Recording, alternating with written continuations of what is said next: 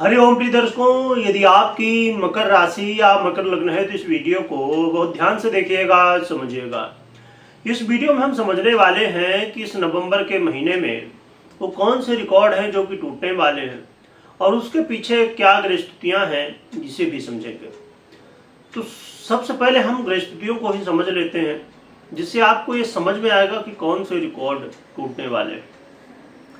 परिस्थितियों की बात करें तो 16 नवंबर को सूर्य का परिवर्तन होगा और ये परिवर्तन बहुत ही महत्वपूर्ण है, क्योंकि सूर्य इस समय आप जानते ही हैं कि तुला राशि में गोचर कर रहे हैं और 16 नवंबर से वृश्चिक में गोचर करेंगे। तो ये तुला यानी कि अपनी ऐसी राशि पर जहां सबसे ज्यादा पीड़ित अवस्था को प्राप्त होते हैं, तो अब ये पीड़ित अवस्था से बाहर आ जाएंगे। ये बहुत अच्छी बात है। चंद्रमा की बात करें तो इनका परिवर्तन आप जानते ही हैं कि 2.25 दिन में होता ही रहता है और मंगल का गोचर काल इस समय स्वयं की ही राशि वृश्चिक राशि पर चल रहा है, जो कि अच्छी बात है। और मंगल के अलावा बुध की हम चर्चा करें तो बुध इस समय वृश्चिक पर ही है, परंतु ये 23 नवंबर को अपना परिवर्तन करेंगे और तुला राशि पर आ जाएंगे और तुला राशि में बुध का आना अच्छा है। इसके अलावा बात करें देवगुरु बृहस्पति की, तो देवगुरु बृहस्पति इस समय बहुत अच्छी स्थिति में है, कर्क राशि पर गोचर कर रहे हैं। शुक्र के 2 परिवर्तन होने हैं। पहला परिवर्तन तो 2 नवंबर को ही तुला राशि में हो जाएगा और फिर 26 नवंबर को वृश्चिक पर गोचर करना शुरू कर देंगे। शनि का भी इस महीने परिवर्तन होने जा रहा है, जो कि मीन राशि में ही गोचर करेंगे, परंतु ये वक्री अवस्था को प्राप्त थे और परंतु अब वक्रत्व से मुक्त होके मार्गी अवस्था को प्राप्त हो जाएंगे 28 नवंबर को, लगभग इस महीना के लास्ट में। और प्रिय दर्शकों, राहु और केतु के भी परिवर्तन है। राहु आप जानते हैं कि समय कुंभ में गोचर कर रहे हैं और केतु सिंह में यानी कि सूर्य की राशि पर।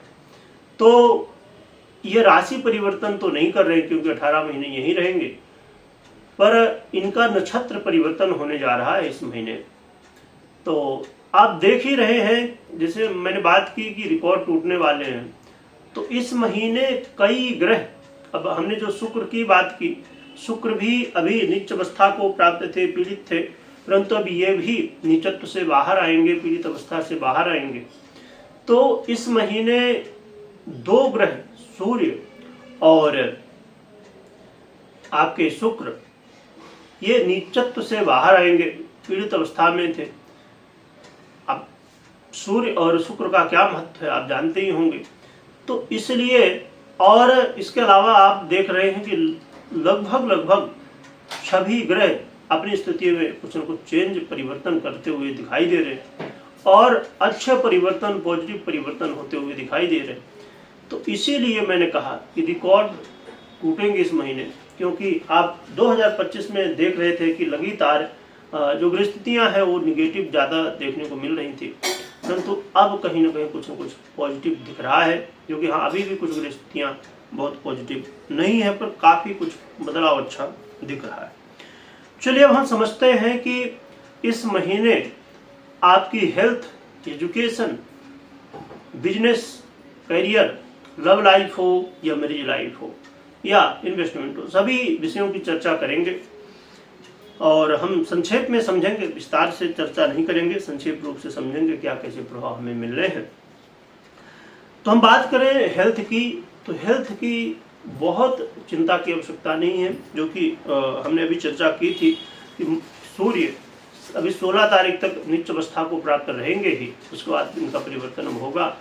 तो 16 तारीख तक थोड़ा सा ध्यान रखना है, जो कि जहाँ जैसी स्थिति में ये गोचर कर रहे हैं, तो आपके 10वें भाव में है, जो कि यहाँ नीच अवस्था को प्राप्त है, पर 10वें भाव में सूर्य को बल मिलता है, इसलिए तो बहुत चिंता की आवश्यकता नहीं है।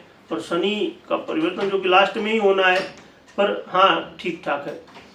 तो इसमें स्वास्थ्य को यदि आप देखें समझे तो बहुत चिंता की बात नहीं, पर हाँ ध्यान रखने की आवश्यकता जरूर होगी। हमेशा ही ध्यान रखना चाहिए, योग प्राणायाम करते रहिए, अपनी दिनचर्या को बेहतर बनाते रहिए, ये बहुत जरूरी होता है।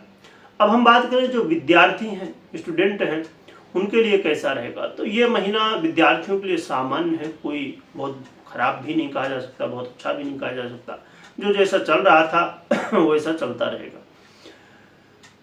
जो लव पार्टनर है इनके लिए काफी अच्छा है ये महीना। देखा जाए तो लव पार्टनर के जीवन में सुधार होगा और लगातार आप जो कुछ समय से देख रहे थे कि समस्याएं चल रही हैं आपके लव लाइफ में, और यदि समस्याएं चल रही थी तो आप कमेंट करिएगा जिससे मालूम पड़े लोगों को कि हाँ समस्याएं चल रही थी कि नहीं। और अब सुधार भी होगा। अब नवंबर के महीने में लव लाइफ में सुधार होगा, लव लाइफ में पॉजिटिव स्थितियां बनने वाली, तो बहुत अच्छी बात है। और जो लोग इन्वेस्ट करना चाहते हैं तो ये समय देखा जाए तो थोड़ा सा धैर्य के साथ इन्वेस्टमेंट से लाभ तो हो सकता है, परंतु धैर्य के साथ और सूझबूझ के साथ ही हमेशा करिए। जो इसके लीगल एडवाइजर उनकी भी सलाह लेने के बाद ही निर्णय लेना चाहिए। बात करें जो व्यापारी वर्ग हैं, व्यापारी हैं, उनके लिए तो भैया सोने में सुहागा है, इस समय बहुत अच्छा है। और यदि सोने में सुहागा लोग समझ ही जाते हैं इस बात को, पर मैं कहूं कि एक ऐसा मौका है व्यापार में कि यदि प्रयास किया जाए पूरी तरह, कर्म में यदि कमी ना रखी जाए और आपकी पर्सनल कुंडली में यदि ग्रह स्थितियां साथ दे रही हों तो फिर काफ़ी अच्छा बदलाव हो सकता है, पॉजिटिव बदलाव व्यापार में हो सकता है, व्यापार में वृद्धि की स्थितियां बन सकती हैं। तो बहुत ही अच्छा है व्यापारियों के लिए।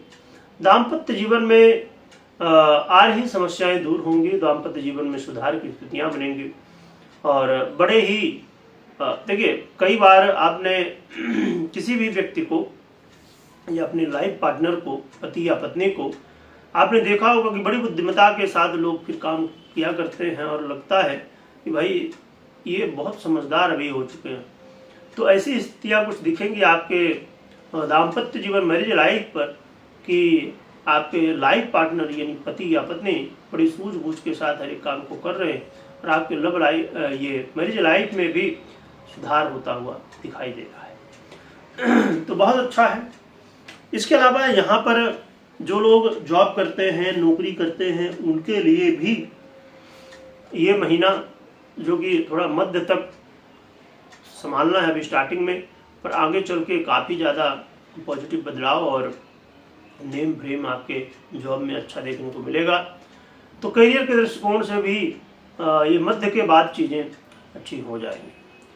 तो बहुत अच्छा महीना है ये नवंबर का महीना। और इस महीने जो पॉजिटिव बदलाव ग्रहों के हो रहे हैं उनका लाभ लोगों को मिलेगा ही मिलेगा। बस ज़रूरत है हमें कर्म करने की, क्योंकि देखिए कर्म करना इसीलिए ज़रूरी है कि बिना कर्म के कितनी भी अच्छी गृहस्थिति हो वो आपको अच्छे फल नहीं देंगे।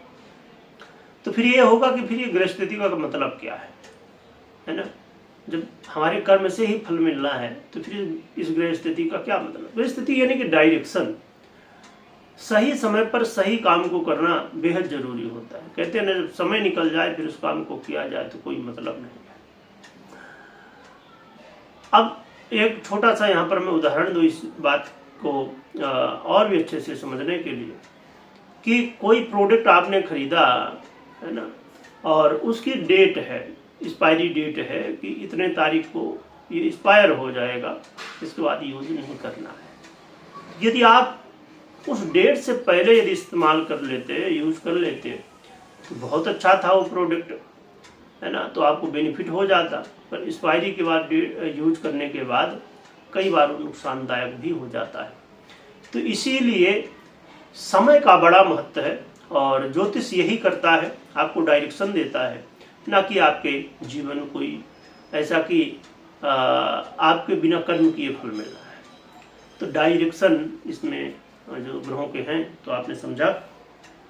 अब समझते हैं कि क्या उपाय करना चाहिए जिससे आपके जीवन में चीज़ें बढ़िया हो जाए और जीवन में इस नवंबर का महीना अब लगभग 2025 पूरा ही होने जा रहा है तो अच्छा रहे। इसके लिए एक तो भुवन भास्कर की आराधना करिए, अर्घ दीजिए, भगवान सूर्य की आराधना करिए और साथ में देवी की आराधना करिए। जिनके प्रति भी आपका प्रेम हो, माँ जगदम्बा की या माँ लक्ष्मी की या माँ काली, या जिनके प्रति भी आपका प्रेम हो, आपकी कुल देवी हो या जिससे भी आपका लगाव हो, तो देवी आराधना करिए और भुवन भास्कर की आराधना करिए। इससे आपके जीवन में कल्याण होगा, बदलाव होगा और इससे जीवन की गति और परिस्थितियों में पॉजिटिव बदलाव हो सकता है।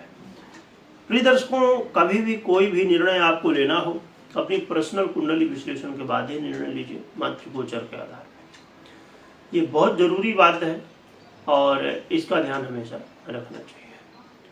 वैसे भी अब 2025 आने जा रहा है, ये क्षमा करिएगा 2025 अब जाने के लिए तैयार है और 2026 आने के लिए तैयार है।